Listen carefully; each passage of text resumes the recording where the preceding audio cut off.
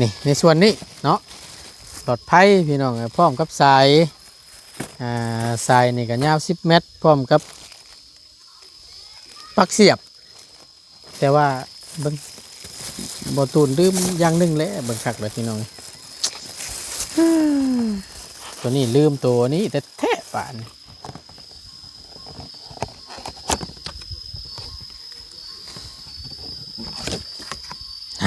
มีตลอดบานนี่โอ้โหบ่ตูนลืมตัวหันตัวพัวใส่หลอดไพ่พี่น้องเนาะบ่ยาวคมนี่แต่เอาไว้สากแล้วรุ่นนี้บ่ได้สากบ่รุ่นบ่ได้สากบ่ได้สากนั่นบ่เลยต่อตรงเลยต่อตรงเลยยิงตรงเลยต่ำเลยเอาเป็นจังซี่เด้อง่ายๆงานนี้หลายประตูสีนะครับให้ชื่อมาวาสิโตให้กับมือผัดลืมตัวขั่วหั่นหลอดไฟใส่เอาไว้ต่อแล้วก็เสียบใส่กระปักที่เพิ่นเสียบใส่อันสายกบเพิ่นนี่เด้อมันมีทั้งสายแล้วก็ปลั๊กเสียบแล้วก็หลอดไฟแต่ให้ลืมอยู่อันนึงก็คือตัวหั่นขั่วตัวนี้นี่หั่นขั่วตัวใดมันมีหลอดไฟได้ล่ะโดยนี่ที่หั่นมองเขาหั่นหลอดไฟนี่เด้ใส่ขั่วมันนั่นเดี๋ยวให้สิเบิ่งให้เบิ่นก่อนมีแต่เอาไว้ก่อนเด้อ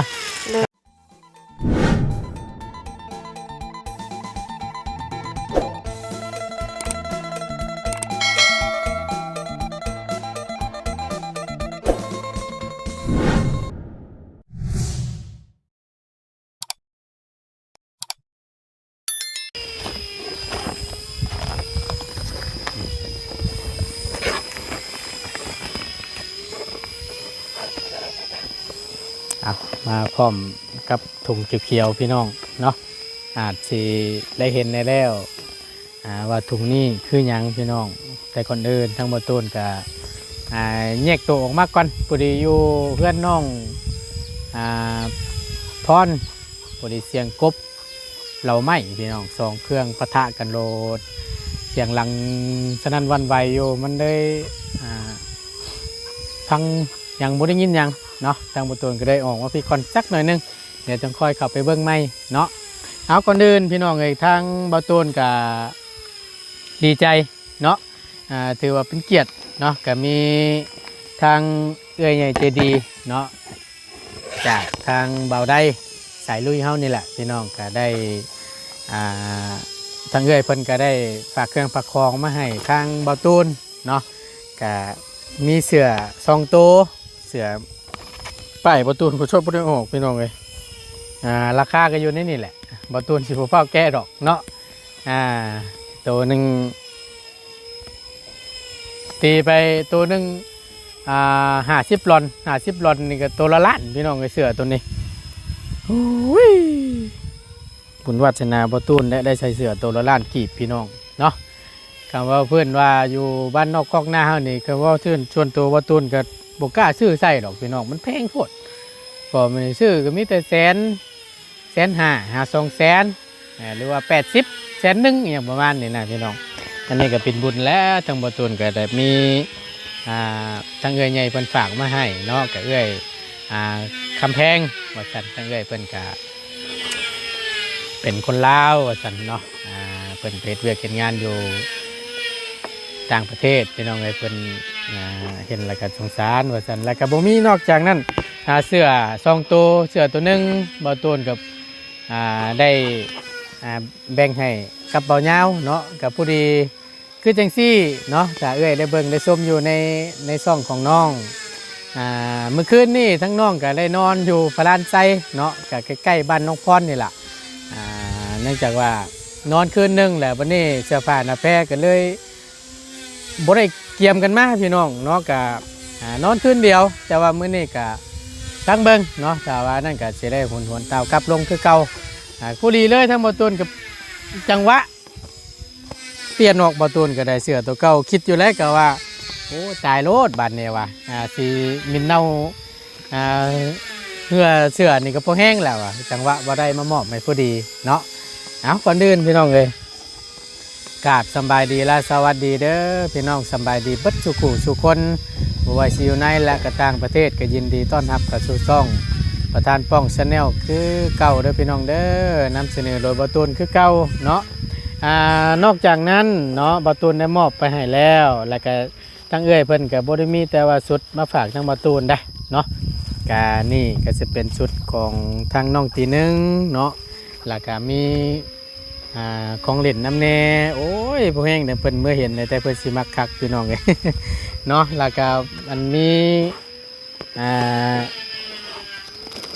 ขนมน้ำแน่พี่น้องเนาะป้าโตมาแต่นอกเพิ่นเบิดเลย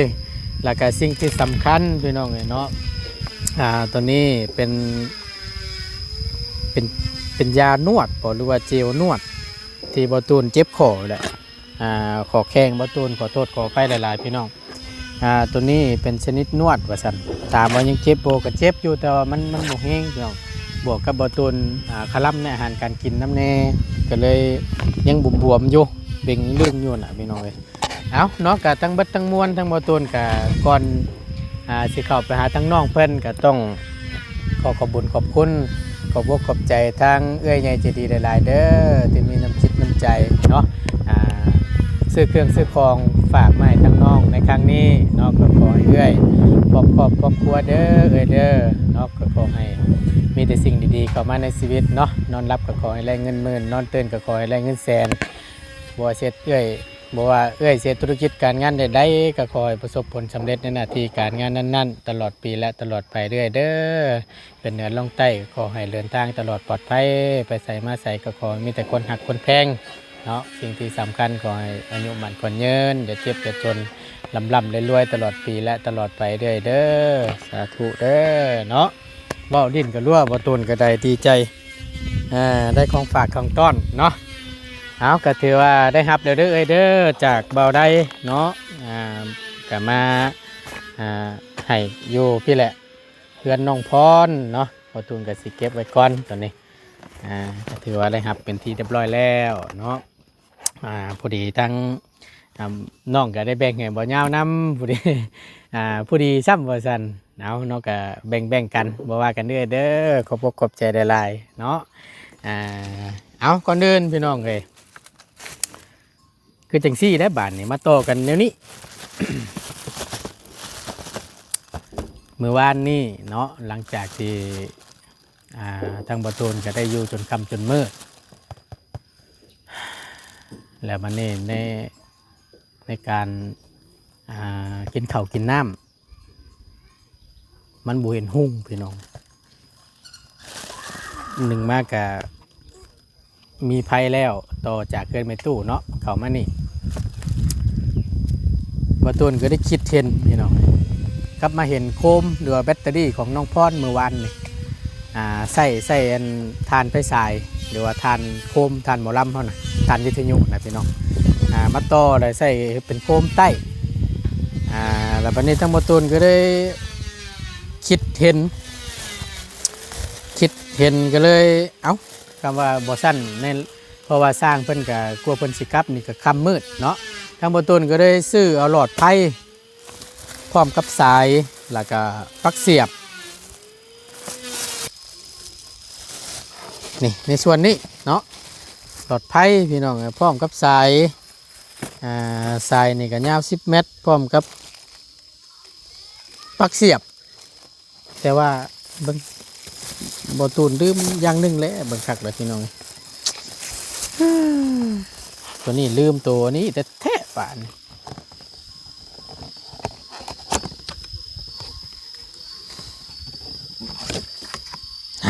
มีตลอดบาทนี่โอ้โหบ่ตูนลืมตัวหันตัวผัวใส่หลอดไฟพี่น้องเนาะบ่ยาวมีแต่เอาไว้ก่อนเท่านั้นแหละจ้ะนี่พี่น้องเอ้ยเนาะชื่อแต่ตัวปลั๊กเสียบตัวนี้ตัวผู้กับไข่ควงบ่ตูนชื่อก็ว่าเอาครบอยู่ได้พี่น้องเอ้ยโอ้ยคือจังว่าลืมบาทนี่โอ้ยเนาะขี้ง้อดีบาทนี่เอาก็มีแต่ว่าทั้งบ่ตูนมื้อนี้คงสิบ่ทันแล้วล่ะพี่น้องถ้าสมมุติว่าออกไป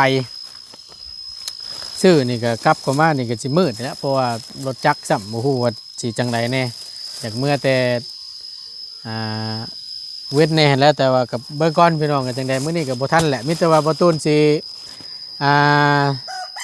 เอาสุดนี้ไว้ก่อนเดี๋ยวเบิ่นบ่ตูนเข้ามาแหละบ่ตูนสิซื้อตัวคั่วไผ่ตัวหั่นใส่หลอดนี้มาต่อเส้นนี้เดี๋ยวบ่ตูนสิต่อแล้วไว้ให้เพิ่นใช้ยามกินข้าวกินน้ำหรือว่ากลางค่ำกลางคืนช่องยามกลางคืนช่วงหลังบ้านนี่แหละหรือว่าห้อยไว้ข้างๆก็ได้เนาะ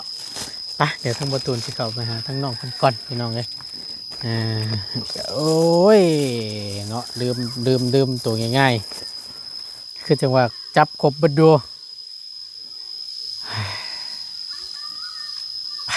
ไปบาทนี่ยึบ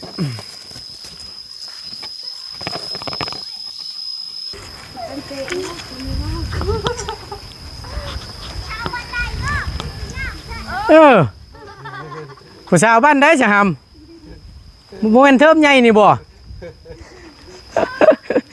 โอ้ยพี่น้องเนาะจังแม่นว่าเป็นแต่ผู้สาวบ้านใดคืองามแท้เราอ่ะโธ่เฮ็ดกินยังทั้งนี้ก็ได้ ต้มน้ำมัน ต้มหน่อไม้ โดยผุดต้มมัน ใส่ผู้ต้มบ่นั่นน่ะเจ้าได้ซะ บ่ได้ต้ม เป็นผู้ชุมไผ่ใส่ โอ้ยใส่เบิ่งจ้าสิไหม ไปหาอยู่เซ่คือได้ไวแท้มันยังทำผู้ชาวบ้านโคกไงบ่เทิมไงเนาะสบายดีล่ะสบายดีอันนี้ไม่ไอ้นะโอเคอันนี้ต้มเตรียมไว้แกงชูตั้งไอ้สร้างเพิ่นกินแรงบ่โดยไปหาแถวนี้บ่หน่อไม้ก็ได้ หวานนี่กินยังก็หวานนี่กับน้ำไม้ต้ม เมื่อวานนี้ก็หน่อไม้ต้ม ตอนช่วยแกงน้ำไม้ อืม ตอนแรกก็แกงน้ำไม้ อืม เลยอายมันเป็นแกงน้ำไม้ โอ้ยเนาะเอาเดี๋ยวได้จะกินไปก้อนนี่แหละเนาะมันกระมังแหละกินไปก้อนมันกระมังแหละเอาคุมไปก่อนนี่เพิ่นก็กำลังเราไม่เราตอกเนาะก็ถือว่าไวพอสมควรพี่น้องเนาะใกล้ได้ได้คือเอ้ยหมอก็มาได้ได้นี่ เห็นอยากเห็น เฮงอยากเห็น เด้อ อดใจรออดใจรอเด้อ ไม่เคยได้เงินใหญ่ๆคืออยากเห็น บ่เคยได้เพื่อนใหญ่ๆคือหมู่ เลยก็อยากดูเงินใหญ่ๆคือไหม อยากอยู่เพื่อนงามๆเนาะ เลย อดหนาวใจเย็นๆสร้างเพิ่นกำลังลงมือเฮ็ดอยู่ออกมาได้ไหมมันติดแล้วก็ได้นั่งอูดคนไฟอยู่เอาก็ถือว่าอันนั้นได้แล้วพี่น้องใช้ชุกหรือเปล่าน่ะ ตัวนั้นคือ ฮะ ที่หวานแน่สุดเลย ใช้เบิ่งหันแม่นมาชูให้กินแหน่เนาะคือใจร้ายแท้บ่แบ่งกันเถอะ โอ้ยไอ้สีมือ หึ สีมือ มีเนื้ออยู่บ่ชุกแล้ว บ่ ลองก่อนให้เจ้าลองก่อนเดี๋ยวก็อันเดี๋ยวเนี่ยอะไรจ่าย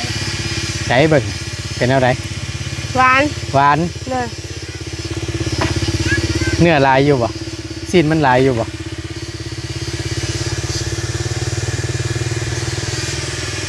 ยังไง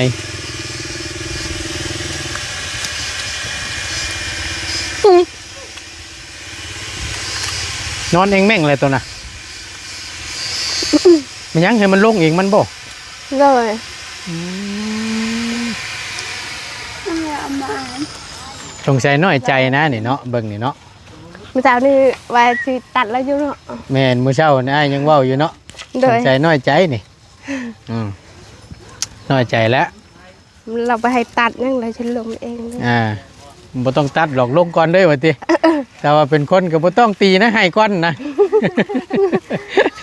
แต่ว่าเป็นคนนี่บ่ต้องตีก็เราค่อยใหญ่เองว่านี่กันนี่ก็ได้เอา เอาคือว่าแหละหากมันเนาะขาดไปแล้วพี่น้องยังดีแต่ว่ามันบ่ทับเล็กน้อย จ๋าป้า อืม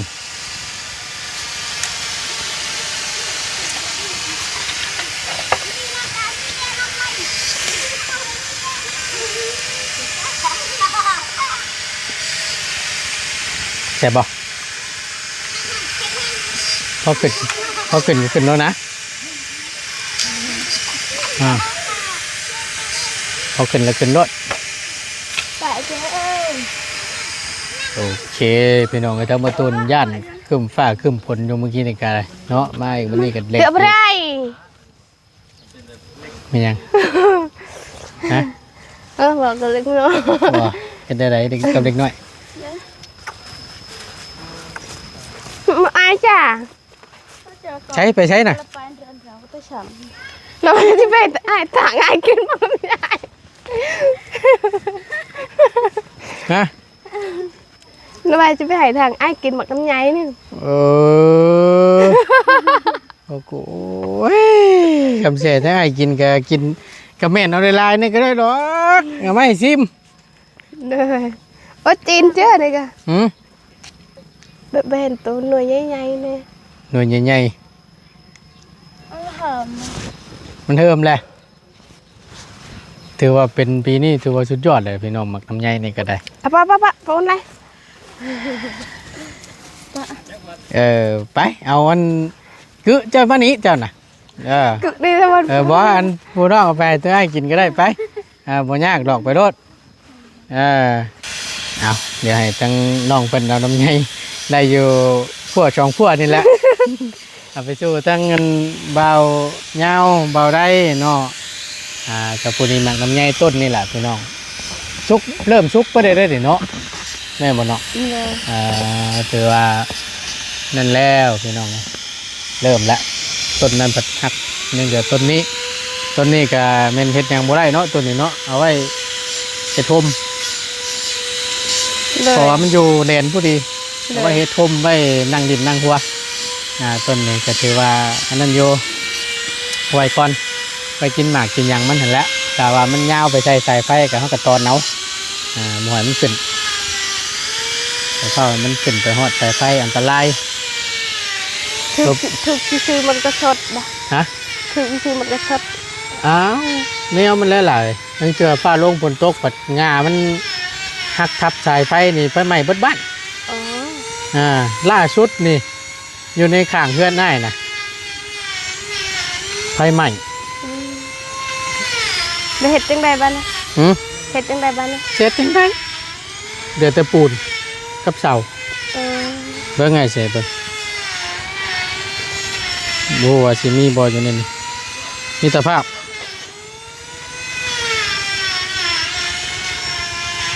ไหมเหินอ้ายปะ บอกข้างๆกันได้เอาจับเบิ่งก็ได้เนี่ยเอาพี่น้องอาเซียนนี่หรอกคลิปของประตูนถ่ายลงไปบนเรือยังเล่นน้อง เหินบักใหญ่เนาะ หลังใหญ่หามาทั้งชีวิตเราก็ได้มาหายไปในพริบตา แต่ว่ามันคือเป็นคือสีแบบนี้เนาะแทนไม้แบบทาไม้เนาะ นี่บ่ เนี่ยแสงไฟปะ แสงไฟเลยล่ะนี่แหละอันปูนปีนนั่นแตกไปน้ำเพื่อนหลังมึงไงใหม่บ่เลยบ่เรือยัง แล้วคนได้ คนนั่นเจ้าของเพื่อนเพิ่นนั่นเพิ่นนอนนา อ๋อ ทุกเทื่อเพิ่นก็มานอนเด้นอนเฮือนคุมือแล้วมีมื้อนั้นนอนนา2 คืนมื้อที่ว่าฝนตกแห้งๆที่ก่อนหน้าสิมานี่มื้อก่อนน่ะตอนแรงช่วงประมาณสัก2 ทุ่มครึ่งหรือว่า8 โมงปลายนี่แหละ ไหมเลย โจเกิดไฟฟ้าลัดวงจรแตกตั้มตามที่เมียไอ้เว้าสู่ฟังลุกวาบเพิ่นคนเก่าน้ำบ่ทันจักเรียบร้อย จะได้เครื่องคลองเนี่ย แต่ดูโตนแล้วก็จังหวะนะ แบบนั้นแล้วเราอยู่จังไร ตั้งแต่ยังเป็นสาวเราก็ได้เก็บหอมรอมริดมาไปใหม่เหลือแต่เสาเก็บยังบ่ได้เลยแต่ดูโตนอยู่พี่น้องเลยแต่กระบะกระเบาะเรา นี่แหละจังหวะในการอ่าเรื่องพื้นเรื่องไฟเนาะก็เฮาก็ดูความปลอดภัยไว้ดีที่สุดต้นใดที่มันมีผลหรือว่ามันมีความเสียหายต่อเรือนชานด้านแป้นหรือว่าต่อไฟก็ตามแต่พี่น้องเนาะก็อยากให้มันห่างจากสายพื้นสายไฟนี่แหละมันเกิดอย่างมาแล้วมันยากลำบากมัน แต่ ช็อต แบบสายไฟไหม้แล้วคือเขาก็ไหม้ด้วยเนาะ มันช็อตแตกต่ำแล้วก็มันก็ใหม่พวกเสื้อผ้าหน้าแพรหรือว่าที่นอนเฮาได้เครื่องของที่เฮาไว้ในเฮือนน่ะมันติดนั่นน่ะมันก็ลุกบึนขึ้นแล้วบัดคนแบบบ่ได้อยู่เฮือนบัดมันโดดเรียบร้อย โอ้ ว่าจมหาประจักษ์อันนี้ ว้าว บ่ยันว่าผู้ว่าจมหา โอ้ยเนาะเอาก็ถือว่าเนาะหลังค่าก็บ่ได้หัวแล้วว่าเทอมตัวนั้นน่ะ เทินตัวได้ แล้วตัวเฮามุ่งนั่นแหละ ตัวนี้ บ้า ตัวผ้าเขียวมันได้อันได้ถามในอันผ้าบัดเขียวตัวหนึงอยู่ไส อ้าวติเกาคือเห็นเมฆใสอยู่ลุม อยู่เทิงบ่ เลยติเกา บ่ถ้าว่ายังอีกผืนหนึงเพราะว่าไอ้ซื้อมา2ผืนแม่นบ่ โดยท่านได้เห็นเมฆ ไอ้ซื้อมา2ผืนก็มีแต่ว่าถ้าว่าว่างให้พ่อเจ้าหาตัดไม้เด้อมาจาก3-4ลักก็ได้มาเฮ็ดมุงหลังคาไว้ให้ทางอ้ายสร้างแล้วนี่ตัดไม้ไม่ซื้อก็ได้เฮ็ดมุงพอได้กบไม้กบตอกเพราะมันบ่แดดหั่นนะพอฝนบ่ตกใจตัดไม้ไม่ซื้อก็ได้เดี๋ยวอ้ายมาเฮ็ดก็ได้บ่ยากดอกเพราะว่าสิเฮ็ดนี่มันก็บ่มีไม้หั่นนะพี่น้องเนาะ เบ็ดทางพอแล้วเราก็ไปใส่อยู่แบบซอยสร้าง ซอยสร้างจมไม้จมตอกบ่ เลย เอาถ้าว่าว่างเนาะถ้าว่าว่างเด้อถ้าบ่ว่างก็บ่เป็นหยัง เลย แต่ไม้แถวนี้เฮาหาตัดได้อยู่บ่ใหญ่ก็ได้นะสำแขนนี่ก็ได้ ได้ สำแขนสำยังเอาให้มันสูงๆนิดนึงประมาณจัก3เมตรขึ้นไปเพื่อเฮาพังเพื่อเอาหยังหั่นแหละเอายาวๆสูงไว้ 3 เม็ดประมาณได้ ฮะ ได้3 ไม้เซนนี่ กะซูซีก็ไม้ตัวตั้งนี่แหละแต่ว่าเฮาบ่ยาววัดพุ่น2เมตร3เมตรก็อยู่ประมาณครึ่งหนึงนั่นแหละก้าวว่าวิทย์หัวนั่นนะนี่เฮ็ดอีกเสาอีก2เสานั่นแม่นเฮ็ดยาวคือไปซั่นแหละแล้วเฮาเอาไม้พาดเทิงแล้วผ้าบัดมามุงแล้วก็เป็นคือเหล้านี่เด้บ่แล้วนะตันมาโลดนี่ให้เสียดออกบ่ได้เด้อ ถ้าว่างเด้อ ฮะ ไปสิบอกพ่อ ไปก็ได้บ่เป็นหยังได้เบิดตัดมาแล้วก็มุ่งให้สร้างนี่แหละหม่องเพิ่นครบไม้ครบตอกเอาเสียงก็เริ่มลดเบาลงในแล้วบาดนี่เนาะปุรีล่ะใช่โคมจอมเมื่อคืน โคม สากเลยรุ่นนี้บ่ได้สากบ่รุ่น ไม่ได้ฉาก บ่ได้สากแม่นบ่ เลยต่อตรงเลย ต่อตรงเลย เลย ยิงตรงเลย เลย ต่ำเลย แมนแบบไม่ได้ฉากไม่ได้นั้นปิดใส่ฐานแบบแบบทางไอ้ย่าเราเห็นเลยแบบเราเห็น ติดเฉย เลย พอได้อันนั้นบ่ซองแต่ละเทื่อประกันกบการเกลียดก็ได้ เลย เอาคือจังซี่เด้อทางง่ายอันนี้หลายประตูสีมันก็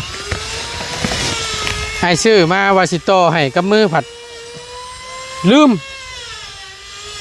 ตัวขั่วหั่นดอดไฟใส่เอาไว้ต่อแล้วก็เสียบใส่กระปักที่เพิ่นเสียบใส่อันสายกบเพิ่นนี่เด้อ เลย มันมีทั้งสายแล้วก็ปลั๊กเสียบแล้วก็หลอดไฟแต่ให้ลืมอยู่อันหนึงก็คือตัวหันขั้วตัวนี้นี่ หันครัวตัวใด มันมีหลอดไฟได้วยล่ะ แต่ละลาย โดยนี่ที่หันมองเอาหันหลอดไฟนี่เด้ใส่ขั้วมันนั่นเดี๋ยวให้สิเบิ่งให้เบิ่นก่อนมีแต่ว่าเอาไว้ก่อนเด้อทำมาสั้นก็ได้ ยังมิกนี่ ฮะ มิก ใช้มิก นี่ มิกใส่ แมน มันโมเมนต์มิกกันนั่น คือเลย คือบ่ โอ้ยลืมเอง เปล่าโพดยันคือบ่ได้ใส่ บ่หยอกพี่น้องเลยเนาะยังเคี่ยวอยู่หมากเดี๋ยวนี้ย่าแล้วเหรอวะ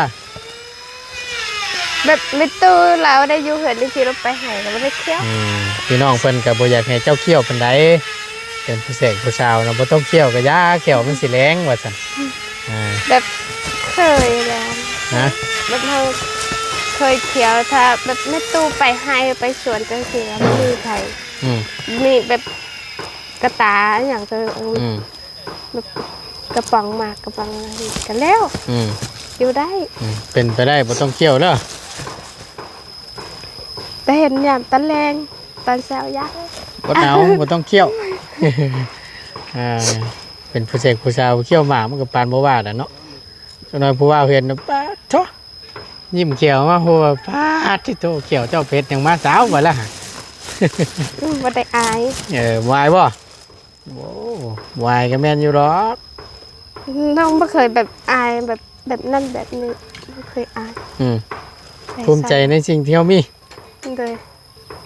แบบเกิดมาแบบใดเขาก็ใส่แบบนั้นมาแบบใส่แบบนั้นบูฮูจุโดยเอากะอดเอาหั่นแหละเนาะเป็นไปได้ก็บ่อยากให้เคี่ยวหั่นแหละมันก็แต่ทางแม่เพิ่นก็บ่ให้เคี่ยวเพิ่นให้เฮียนเป็นน่ะยานติดมันแนวมันแหละ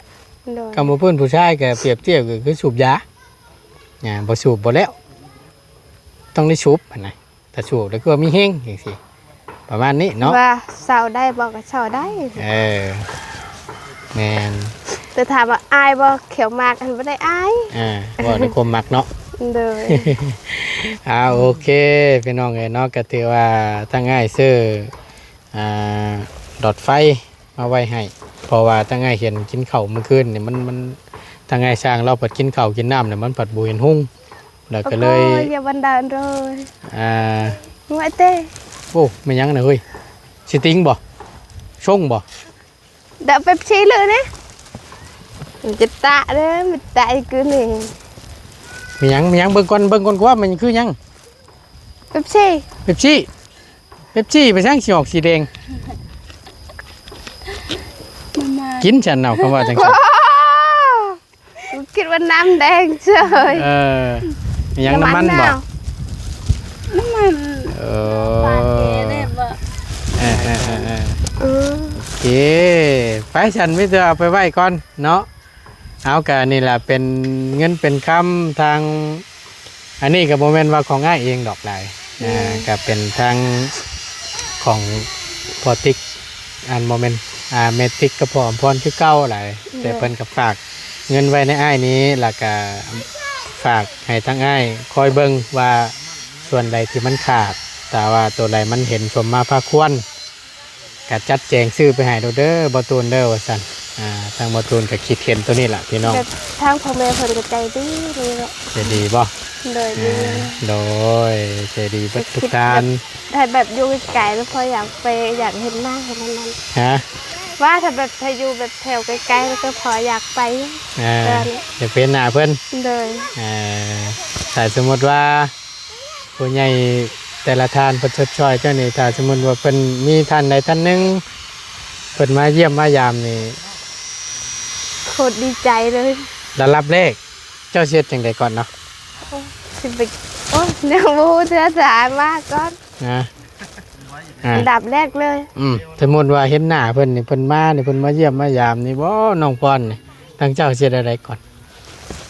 สบายดีแล้วก็ขอกอดแม่ก่อนเลยขอกอดก่อนเลยดีใจเนาะบุตรีแล้วตัวนี้เพราะว่านี่ก็ถือว่าเป็นบุญของน้องได้ว่าตามชื่อซะเพราะว่าโดยที่หนึ่งเอากับโมเมนต์ลูกเมนลานแล้วกับโมเมนต์ญาติพี่น้องแต่เพิ่นก็ยังมีน้ำจิตน้ำใจชดช่วยพี่น้องเนาะอันนั้นมันก็ยังล่ะชิ้นหนังนั่งเลยเอากับมิตรวาเด้อตั้งไงชื่อไว้ให้นี่แหละในส่วนใดที่มันขาดเดี๋ยวกับมิตรอันนี้เอาไว้ก่อนเดี๋ยวไอ้สิเข้ามาแหละมื้อหน้าเดี๋ยวสิซื้อตัวขั่วไผ่มาหั่นให้เดี๋ยวสิมาโตให้ดอกเด้อ ส่วนซื้อไปเบิดอยู่แสนปลายพี่น้องแสนเศร้าเนาะก็บ่ได้แพงปานใดดอกก็มีแต่ว่าอยากให้ทั้งเจ้านี่แหละขอบคุญขอบคุณทั้งพ่อกับแม่เพิ่นเด้อ เลย ที่ชดช่อยโดยตลอดมาเนาะบ่ว่าสิ่งของหยังก็ตามแต่พี่น้องเอาอวยพรให้เพิ่นแน่นัง ต้องขอบคุณขอบใจหลายเด้อที่พร้อมพรกับแม่ติ๊กที่ช่วยลูกช่วยหลานขอให้พ่อกับแม่ให้สุขภาพแข็งแรงเด้อความเจ็บใดความไข้อยามีให้อยู่มันขวัญยืนเด้อปรารถนาสิ่งใดขอให้ได้สิ่งนั้นไปทางใดขอให้ตลอดปลอดภัยเด้อแม่เด้อขอให้นอนหลับได้เงินหมื่นตื่นมาให้ได้เงินแสนเป็นพอมือให้ได้แก้วมีสุขโทษอย่ามาผ่านมานอย่ามาเบียดสา สา ธุ ธุสาธุดีใจนำเด้อ เลย ดีใจนำหลายๆเนาะนี่ก็เพิ่มแสงสว่างให้อีกหลอดหนึงเนาะแต่ว่ายังบ่ทันได้ใส่หรอกพี่น้องนี่แต่ว่าเดี๋ยวรอขั่วมาก่อนเดี๋ยวสิต่อให้เด้อ เลย ดีใจนำดีใจนำเอานี่ก็เริ่มเคลื่อนมาอีกแล้วพี่น้องเรื่องนี่แหละครบไม่ครบตอกเนาะนับมือนับวันและทั้งง่ายก็จังว่าเผาอยู่ อยากให้เลี้ยวไปไว้ยันทางขาดนี่มาบ่ได้สะพานขาดนี่มาบ่ได้นี่ตายรถคักๆง่าย เลยยันติดขัว แม่นผู้เทื่อรถจักรก็เที่ยวบ่ได้นี่เอาอีกแล้วบ่แห้งอีกแหละ ถ้าฝนตกอะไรคือตอนมือนั่นทันแบบมันตก3 มือ3 คืนยันไปบ่ได้เลย เรียบร้อยเลย เลย นี่แหละ แต่ปีตะดนหันยังก็เป็นน้ำจะถ่วมแน่ทางหัน ไปบ่ได้ เลยรถจักรก็ไปบ่ได้ โอ้ยสันบาท รถ นี่ ไทยก็ไปบ่ได้คือปีนั้นฝนตกหลาย เรียบร้อย เลยแต่ว่าแถวนี้ไปหาจะรอแบบจะรอมคืนนึงต้นไม้แบบ น้ำมันท่วมหู เลย จ จนแถบได้เป็นคลองเลย ไปหา ได้อีหลีฟังบอก เล นี่ ย เนาะ แถวโคกก็ไป โอ้ ได้ ย แถวถงหน้าแห่งใดต้นไม้ น้ำท่วมหูเดี๋ยวจิรอมันขึ้นบันหาเก็บเอาเฉย เลยมันขึ้นอยู่แถวต้นไม้แบบ แบบต้นไม้สิ่งใหญ่ๆจังซีเห็นได้หลาย เต็มอยู่บันนี่ เลย มันบ่ต้องไปคุดเมื่อยเนาะตะกะแตนจิรอเนาะ เลย เดี๋ยวจิโปมมันแหละพี่น้องเอากันนั่นแหละตามนั่นเด้อน้องเด้อขอบขอบใจหลายๆเนาะเอาไว้นั่นเด้อเอาไว้ก่อนเด้อ เลย โดยขอบใจไปสบายดีพี่น้องเด้อ เลย เว สบายดีเด้อ เอาฝากพี่บางน้องเป็นกำลังแห่งใจให้เส้นเก่าเส้นเคยเนาะรอเบิ่งน้ำกัน อันนี้พี่น้องเลยเนาะพี่น้องเพิ่นอยากฟังคำหนึ่ง ตัวใด ลองเว่าให้อ้ายฟังเบิ่งดู คำหนึ่งตัวใด เพิ่นอยากให้เว้าเพิ่นอยากฟังเจ้าเว้าภาษาไทยให้ฟังแน่ว่าซั่น น้องว่าเป็น ฮะ ว่าเป็น เว้าบ่เป็น เลย เป็นภาษาสิบ่เป็น คำหนึ่งคือแบบใด ขอบใจว่าเฮาอยู่เพิ่นเชื่อแตกต่างกันได้ อ๋อ เว้าเบิ่งดู แม่มันน้องบอกเกิด อืม ไอ้บอกมันนะ ฮะ ไอ้บอกมันเป็นไง เว้าบ่เป็นนั่นลีน่ะขอบใจว่าเฮาอยู่เพิ่นก็สิเว้ากลับกันกับเฮาอยู่คำว่าคือผู้หญิงคือเจ้านี่ สมมติว่าเนาะเพิ่นสิเว่านั่นนี่คำคือผู้หญิงคือเจ้านี่ก็หับเครื่องคือใต้ให้นี่เพิ่นก็สิเว่าว่าขอบคุณค่ะขอบใจเด้อก็ได้อยู่แต่ว่าขอบคุณนี่ก็เป็นพี่น้องฝั่งไทยเฮาขอบคุณค่ะ ขอบ นุ๊กมึงหน่อยจิ ขอบขอ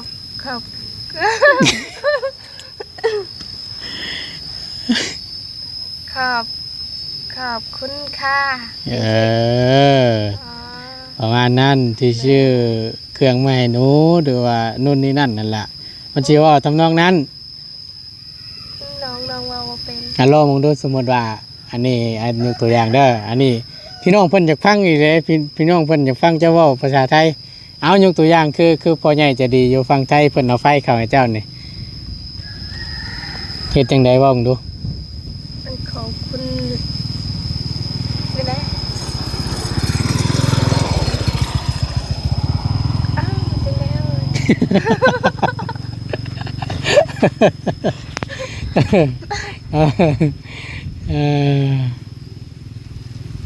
บอกจังได บอกจังได๋อ้าย โอ้ยถ้าว่าเพิ่นเอิ้นให้เต็มระบบเลยก็อ่าเบิ่งบ่ตนก็สิเว้าสู่ฟังได้จังหน่อยเนาะขอบคุณเด้อขอบคุณหลายๆเด้อพ่อเด้อที่มีน้ำจิตน้ำใจเอาไฟฟ้าเข้าเฮือนของลูกขอบคุณค่ะขอบคุณหลายๆเด้ออย่างประมาณนี้นะขอบคุณค่ะขอบคุณหลายๆเด้อที่พอเขาเนี่ยไฟฟ้าให้ลูกว่ะ ขอบคุณหลายขอบคุณหลายๆเด้อทั้งพ่อเป็นใหญ่ใจดีเขาไฟฟ้าให้ลูกหลาน ประมาณนั้นแหละเอาน้ำจิ้มไปก่อนเดี๋ยวตอนมันจังค่อยเอาจังก็ว่ากันไหม ไปวันนี้สบายดีพี่น้องก่อนโดย บ่เคยว่าซั่นเนาะบ่ติเพิ่นละอันนี้ก็ได้พี่น้องเนาะไปทางมาต้นก็สิได้ลาแล้วก็จบคลิปลงไว้เพียงส่ำนี้ก่อนโอ้ยฮ้อนหน้าแดดหน้าลํบาดนี่พี่น้องเอ้ยแดดแต่แดดว่าแดดเผาระบาดนี่เอาขอบคุณหลายๆทางพ่อกับแม่เนาะที่สดจอยทางน้องพรโดยตลอดมาเนาะก็นี่แหละบ่ว่าสิ่งของใดที่มันยังขาดยังเกินเนาะก็ให้ทางบ่ตูนเป็นสะพานบุญให้เนาะก็นี่แหละทางบ่ตูนแนมเห็นก็คือเรื่องพื้นเรื่องไผก็ถือว่าสำคัญแหละพี่น้องยามกลางค่ำเพิ่นกินข้าวกินน้ำหรือว่าซองแสงสว่างข้างๆบ้านเนาะบ่ตูนได้ซื้อมาให้แต่ว่าลืมอยู่อย่างเดียวก็คือคั่วเพิ่นคั่วหลอดไฟ ขอโทษหลายๆเนาะขอให้พ่อกับแม่จงอยู่ดีมีแรงความเจ็บจะสลายความไก่จะสมีเด้อปรารถนาสิ่งใดขอสมคำมุ่งมั่นดังปรารถนาเด้อบ่ว่าเสียธุรกิจการงานใดๆก็ขอให้ประสบผลสำเร็จในหน้าที่การงานตลอดปีและตลอดไปเด้อพ่อเด้อเนาะสาธุเด้อเนาะไปทั้งมาตุนก็สิได้ขอล่ำลาและขอจบคลิปลงไว้เพียงเท่านี้ก่อนขอบคุณหลายๆทางพ่อแม่พี่น้อง FC เบิดทุกท่านที่เข้ามาเป็นกำลังใจให้เนาะและเพิ่งคลิปโดยโปรแกรมโฆษณาสำหรับคลิปนี้ไปก่อนพี่น้องเลยสบายดีเด้อไป